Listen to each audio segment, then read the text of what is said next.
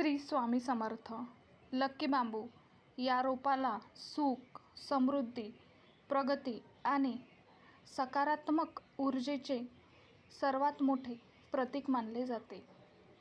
कारण घरामध्ये किंवा ऑफिसमध्ये लक्की बांबूचे प्लांट किंवा ट्री ठेवल्याने घरातील वास्तुदोष दूर होतात आणि भाग्योदय होतो अशी मान्यता आहे. पण अनेकदा लोकांच्या मनामध्ये एक मोठा गंभीर भ्रम असतो. बांबूचे रोप कोणाकडून तरी भेट म्हणजे गिफ्ट म्हणून मिळणे चांगले की स्वतःच्या पैशांनी विकत घेणे चांगले? पण या विषयावर लक्की बांबू शास्त्र नक्की काय सांगतं, याविषयीचा आपण या व्हिडिओमध्ये सविस्तर माहिती बघूया.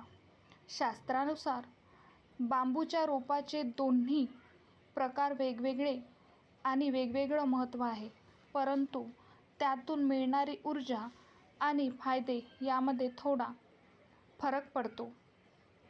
भेट म्हणून मिळालेले लक्की बांबू म्हणजे सर्वात शुभ असं मानलं जातं. कारण लक्की बांबू, जर तुम्हाला लक्की बांबूचे रोप कोणीतरी भेट म्हणून दिले तर ते सर्वात जास्त शुभ आणि प्रभावशाली मानले जाते.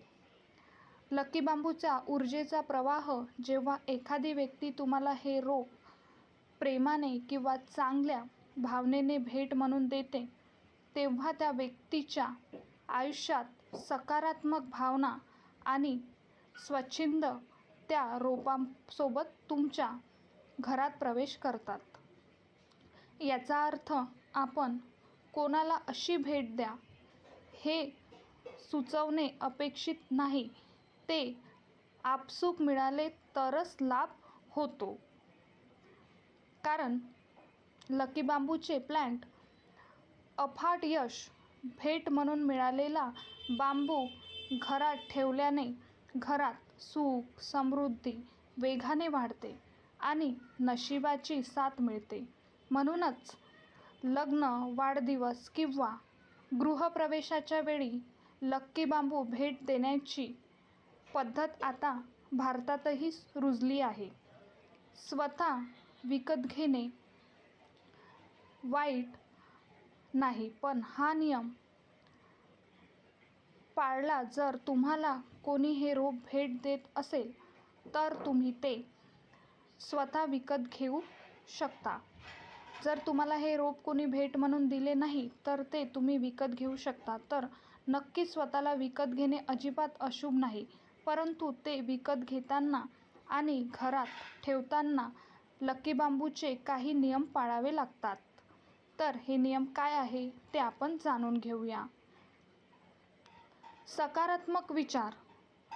जेव्हा तुम्ही स्वतः लक्की बांबू खरेदी करायला जाल तेव्हा मनात फक्त एकच विचार ठेवा. कोणताही संकोच किंवा नकारात्मक विचार ठेवू नका. ते रोप तुमच्या आयुष्यात समृद्धी आणत आहे या श्रद्धेने ते घरी आणा. ते खूप चांगलं असतं आणि श्रद्धा खूप महत्त्वाची असते. रोपाची निवड. स्वतः खरेदी करताना रोपाची निवड पूर्णपणे हिरवीगार, निरोगी आणि त्यांचे खोड मजबूत असेल तरच याची खात्री करा. पिवळे पडलेले किंवा सुकलेले रोप घरात आणू नका. हे रोप शुभ नसते. सुकलेले झाड आपण घरी ठेवत नाही, हे तुम्हाला माहिती आहे. तर तुम्हाला ही माहिती कशी वाटली? हा व्हिडिओ माहितीपूर्ण असेल तर व्हिडिओला एक लाईक करून कमेंटमध्ये श्री स्वामी समर्थ लिहायला विसरू नका आणि चॅनलला सबस्क्राईब करून आम्हाला प्रोत्साहित करा. तसेच तुम्ही हा व्हिडिओ संपूर्ण पाहिल्याबद्दल तुमचे मनःपूर्वक आभार. धन्यवाद. श्री स्वामी समर्थ. जय जय स्वामी समर्थ.